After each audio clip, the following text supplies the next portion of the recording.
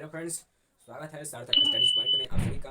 मैं आपको आज बतलाने वाला हूँ कि स्वर वर्ण किसे कहते हैं। आपको हम पिछले वीडियो बतलाए थे कि वर्ण किसे कहते हैं, वर्ण का मतलब क्या होता है, वर्ण के कितने प्रकार होते हैं, उसका शुद्ध परिभाषा बतलाए थे। उसमें वर्ण का दो प्रकार था, एक स्वर वर्ण था और दूसरा व्यंजन वर्ण था। तो उसी में आपको आज सिर्फ बतलाने वाले हैं कि स्वर वर्ण किसे कहते हैं, स्वर वर्ण के मतलब क्या होता है, स्वर वर्ण का शुद्ध परिभाषा क्या होता है। आज उसका पूरा विस्तार से आपको बहुत ही कम समय में समझा कर बतलाएंगे। तो अगर आप हमारे चैनल पर नए आए हैं तो हमारे चैनल को सब्सक्राइब कीजिए, और फेसबुक पर देख रहे हैं तो हमारे पेज को फॉलो करें और ज़्यादा से ज़्यादा सपोर्ट करें। तो चलिए बतलाते हैं आज।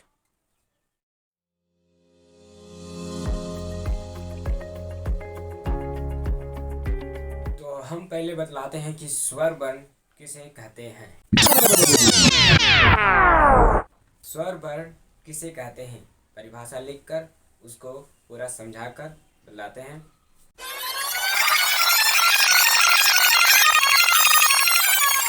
स्वर वर्ण किसे कहते हैं, वैसा वर्ण जिसका उच्चारण स्वतः होता है। स्वतः, स्वतः मीन्स अपने आप, किसी के दूसरे सहायता से नहीं, मतलब कि अपने आप हो जाता है। आप कुछ भी अगर आप अपने मुंह से बोलते हैं, उच्चारण करते हैं, और उसमें अगर आप पर्सनल ही आप स्वर वर्ण को उच्चारण कर सकते हैं, मगर आप कोई भी शब्द, कोई वर्ड उच्चारण आप करते हैं तो ये अपने आप उसमें घुस जाता है, मतलब कि अपने आप उच्चारण हो जाता है। जैसे में हम इसको बदलाते हैं परिभाषित करके कि जैसे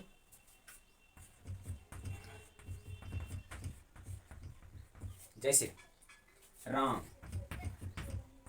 राम आप उच्चारण कर रहे हैं, राम, तो इसका संधि विच्छेद करिए, रा हलंत प्लस आ प्लस म हलंत प्लस आ।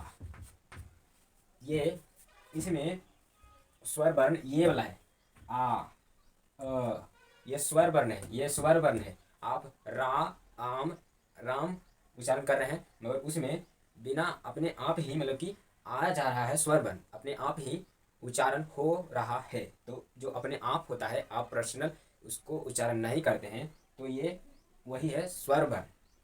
तो ये स्वतः अपने आप ही उच्चारण हो जाता है। वैसा वर्ण जिसका उच्चारण स्वतः होता है, मतलब कि अपने आप होता है, उसे स्वर वर्ण कहते हैं।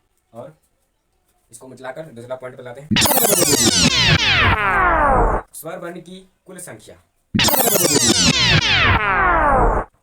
स्वर वर्ण की कुल संख्या 11 है। हम आपको लिख कर बतलाते हैं कि 11 वे कौन कौन है, तो उसको बताते हैं। स्वर वर्ण की स्वर वर्ण की कुल संख्या 11 है, और 11 कौन कौन है, अ आ ई उ री ए ओ औ।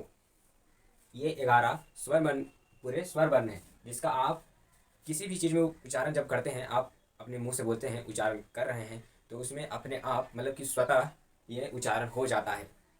कुछ भी, मोहन, तो मोहन, मोहन उसका संधि विच्छेद जब आप करेंगे तो ये वाला आ जाएगा। किसी भी चीज़ का आप उच्चारण करते हैं तो ये अपने आप स्वतः ही उच्चारण हो जाता है। जैसे मैं बतलाएं कि स्वर वर्ण का क्या है, वैसा वर्ण जिसका उच्चारण स्वतः होता है, स्वतः मीन्स अपने आप, उसे वर्ण कहते हैं। तो ये अपने आप हो जाते हैं 11, तो ये स्वर वर्ण है। तो इसको मिलाकर दूसरा बताते हैं। तब दूसरा बताते हैं कि स्वर वर्ण के कितने भेद हैं। स्वर वर्ण के दो भेद हैं, मगर उस पर भी कंडीशन है, शर्त है कि समय, मतलब कि उच्चारण के आधार पर, मतलब कि उच्चारण के समय के आधार पर, उच्चारण के समय के आधार पर स्वर वर्ण को दो भागों में बांटा गया है। दो भागों में वर्ण को बांटा गया है उच्चारण के समय के आधार पर। मतलब कि कोई भी आप उच्चारण करते हैं, उसमें कितना समय लगता है, ज़्यादा लगता है, कम लगता है, मीडियम लगता है, उसके आधार पर दो भागों में बांटा गया है स्वर वर्ण को। वो कौन कौन है बता।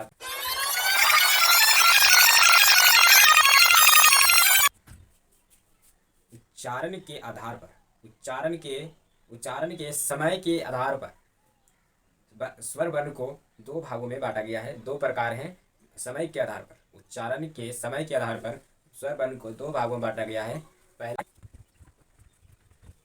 पहला है हरा स्वर। हरा स्वर का दूसरा नाम मूल स्वर भी बोल सकते हैं। हरा स्वर का दूसरा नाम है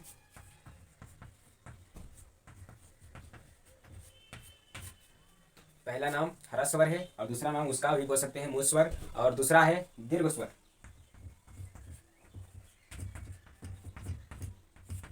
दीर्घ स्वर उच्चारण के समय के आधार पर स्वर वर्ण को दो भागों में बांटा गया है। पहला ह्रस्व स्वर, उसका दूसरा नाम है मूल स्वर, और दूसरा दीर्घ स्वर। ह्रस्व स्वर इसका परिभाषा बतलाएंगे और इसका परिभाषा बतलाएंगे। स्वर बोलते हैं मगर इसको अभी उसमें नहीं जोड़ा गया, तभी इसमें बतलाएंगे आपको। इसका परिभाषा बताते हैं कि ह्रस्व स्वर किसे कहते हैं और दीर्घ स्वर किसे कहते हैं, इसको पिटा के बताते हैं। ह्रस्व स्वर किसे कहते हैं? ह्रस्व स्वर किसे कहते हैं?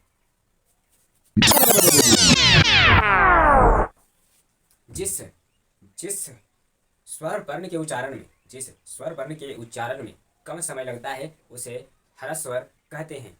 ह्रस्व स्वर की कुल संख्या 4 है। ह्रस्व स्वर की कुल संख्या 4 है। वो कौन कौन है हम बतलाते हैं। ह्रस्व स्वर की कुल संख्या 4 है। वो कौन कौन है? अ, ई, उ, री। ह्रस्व स्वर की कुल संख्या 4 है। अ, ई, उ, री। ह्रस्व स्वर किसे कहते हैं? जिस वर्ण के उच्चारण में कम समय लगता है उसे ह्रस्व स्वर कहते हैं। जो उच्चारण होता है उसमें जो कम समय लगता है उच्चारण में, वही ह्रस्व स्वर कहते हैं। अब बतलाते हैं इसको बतलाकर दीर्घ स्वर। तो आई होप कि आपको यह समझ में आ रहा होगा। तो हम आगे तरफ बढ़ते हैं। दीर्घ स्वर किसे कहते हैं? दीर्घ स्वर किसे कहते हैं इसका परिभाषा लिखकर आपको बतलाते हैं पूरा समझाकर। ह्रस्व स्वर दीर्घ स्वर किसे कहते हैं? दीर्घ स्वर उसे कहते हैं जो उच्चारण में ह्रस्व स्वर की अपेक्षा दुगना समय लगता है उसे दीर्घ स्वर कहते हैं। दीर्घ स्वर की कितनी संख्या है? कुल कितने संख्या है? कौन कौन है?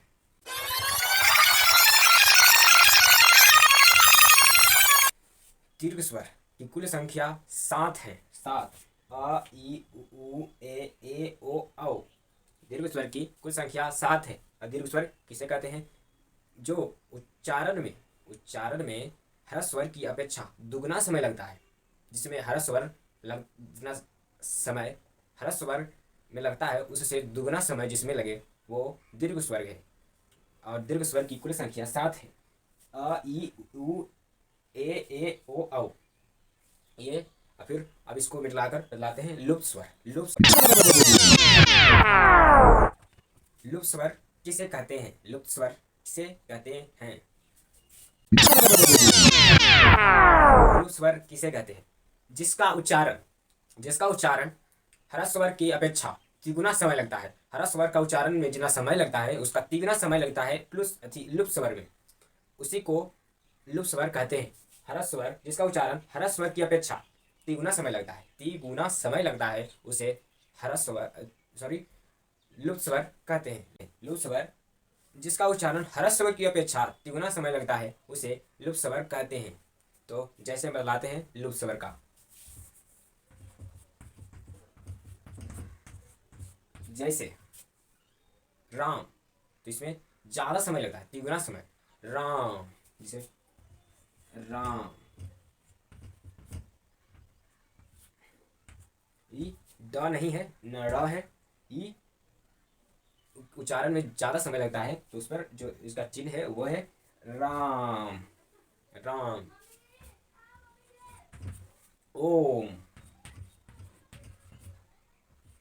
ओम, इसमें ज्यादा समय लगता है। आप बोलिएगा राम, ओम इत्यादि और सभी हो सकते हैं जो जिसमें ज्यादा समय लगते हैं, और जो ज्यादा समय लगता है उसको लुप्त स्वर कहते हैं। लुप्त स्वर कहते हैं। तो और एक और पॉइंट है कि दूसरा पॉइंट लाते हैं इसको मिटाकर। दूसरा पॉइंट जो बताते हैं कि वो था जो बताएं आपको कि समय के आधार पर, समय के अनुसार, मतलब कि जो उच्चारण हो रहा था वो समय के अनुसार वो दो भेद थे, दो प्रकार थे स्वर वर्ण के। अब बतलाते हैं कि जाति के आधार पर, जाति के आधार पर भी हो सकते हैं, अनुसार भी हो सकते हैं। तो जाति के अनुसार अब स्वर वर्ण के फिर दो भेद है, तो उसका भी हम बतलाते हैं। जाति के अनुसार। जाति के अनुसार स्वर वर्ण के दो प्रकार हैं, जो आप पहले पढ़े कि समय के मतलब कि उच्चारण के समय के अनुसार उच्चारण में समय के अनुसार भी दो भेद थे जो आपको बतलाएं। और ये दूसरा पॉइंट है जो जाति के आधार पर है कि जाति के आधार पर भी स्वर वर्ण को दो भागों में बांटा गया है। तो वो कौन कौन है बताते हैं। पहला है सजातीय स्वर और दूसरा विजातीय स्वर। तो इसका बताते हैं सबसे पहले, और इसका दूसरा नाम भी है। पहला का जो है सजातीय स्वर का दूसरा नाम भी है जातीय स्वर का, जो है सवर्ण। इसका दूसरा नाम भी है और इसका भी दूसरा नाम है सवर्ण। सजातीय स्वर का दूसरा नाम सवर्ण है और विजातीय स्वर का दूसरा नाम असवर्ण है। जिसे आप ठीक लगे वो बोल सकते हैं। ये थोड़ा इजी है तो इसको भी आप समझ सकते हैं इसके आधार पर। तो आपको जैसे इजी लगे आप उसे समझ लीजिएगा। तो अब इसका परिभाषा बतलाते हैं। सजातीय स्वर किसे कहते हैं, मिलाते हैं फिर बताते हैं। सजातीय स्वर किसे कहते हैं? सजातीय स्वर उसे कहते हैं, और इसका बहुत ही सिंपल जवाब है, मतलब कि दे सकते हैं। तो सिंपल ही हम बताएंगे, कम समय में जो बता सकते हैं वो बतलाएंगे। इसमें सिर्फ केवल इसमें सजातीय स्वर में या सवर्ण में सिर्फ मात्रा का अंतर होता है। इसमें मात्रा का अंतर होता है, मात्रा का अंतर होता है।